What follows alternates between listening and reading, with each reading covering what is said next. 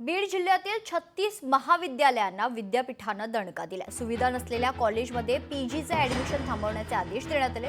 बीडमधील माजी मंत्री, माजी आमदार आणि माजी खासदार यांच्या कॉलेजचा या देखील खरं तर यामध्ये समावेश आहे। बीड जिल्ह्यातील आजी माजी मंत्री, आजी माजी आमदारांसह लोकप्रतिनिधींच्या कॉलेजलाही विद्यापीठानं दणका दिला।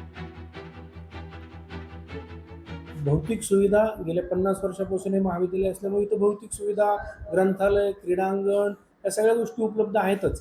परंतु काही टेक्निकल गोष्टी आहेत, जसं बायोमेट्रिकचं आहे, हजेरी, त्याच्यानंतर काही पगारपत्रकाचं आहे, ह्या तांत्रिक गोष्टी आहेत। ह्या आम्ही त्यांची पूर्तता करून आमची 28 तारखेपर्यंत राहिलेले विषयसुद्धा मान्यता मिळेल अशी अपेक्षा करतो।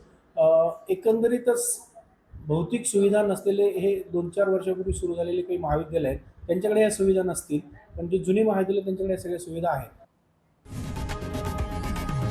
लोकशाही मराठी ऐका, पहा, जागरूक रहा।